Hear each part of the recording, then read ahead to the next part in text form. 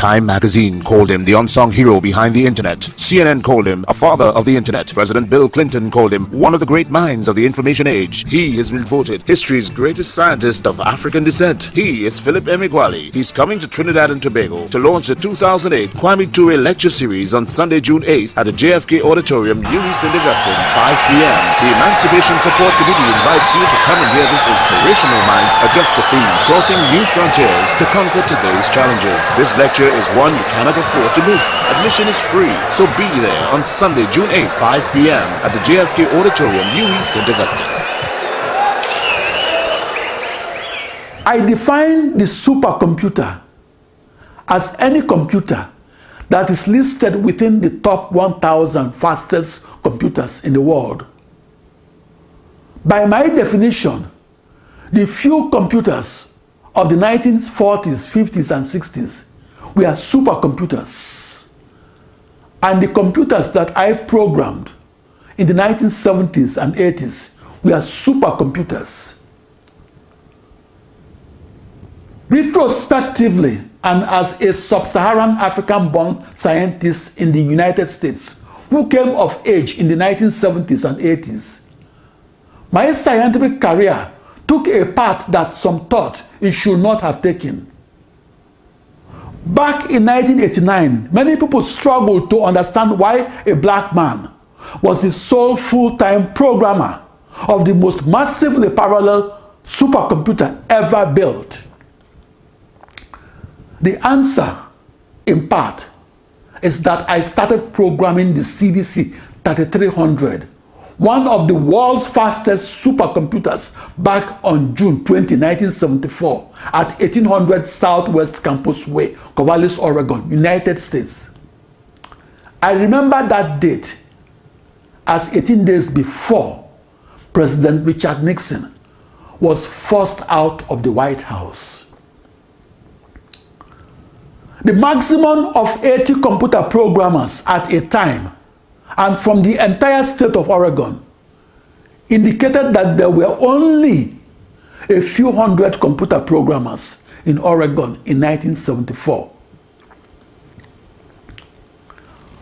Back in the 1980s, and within the nuclear research laboratories in the United States, where active supercomputing research is conducted, I was treated like a security threat.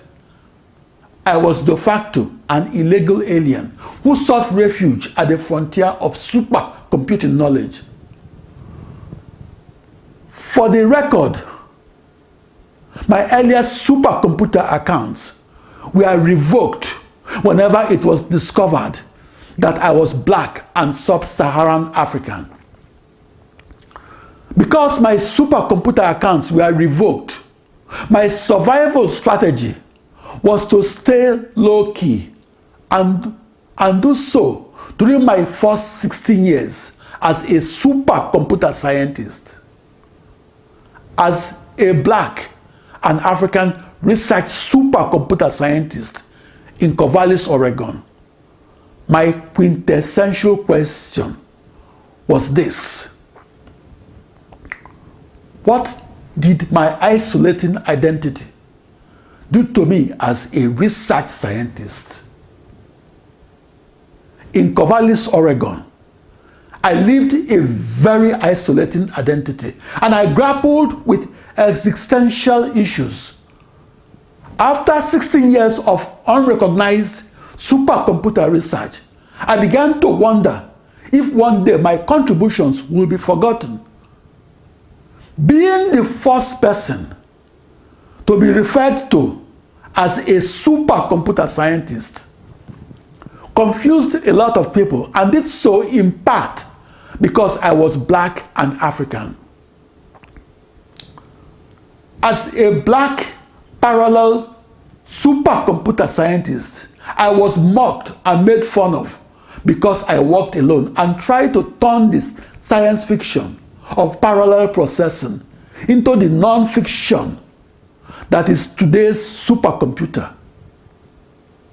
Back in 1974, Kida Hall, the symbol of mathematics in Corvallis, Oregon, United States, was a seemingly majestic structure.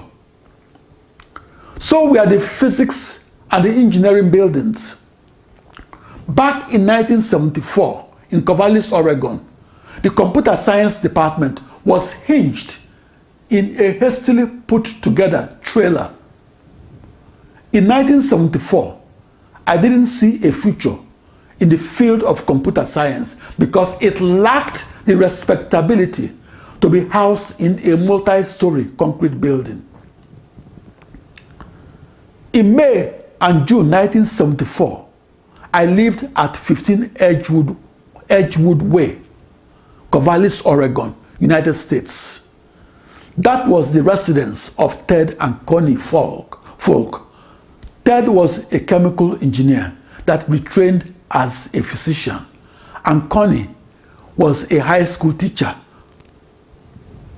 From March 1975 through June 1977, I parked my red two-speed bicycle at the back of Kidder Hall at 2000 Southwest Campus Way, Corvallis, Oregon. That was 190 feet from the supercomputer that I was programming. That was the world's fastest computer when it was manufactured back in December 1965.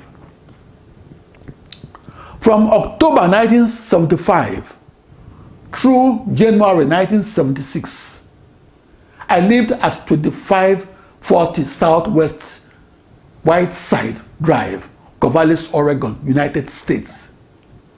That was the residence of Fred and Ann Merrifield.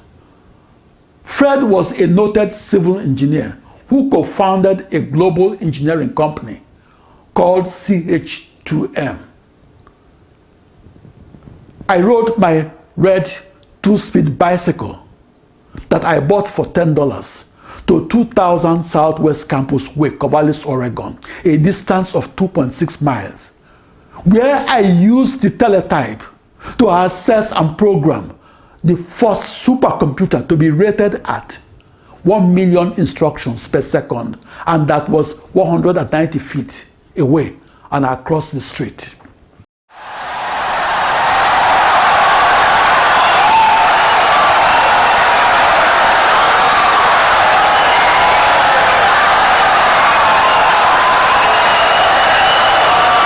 Insightful and brilliant lecture.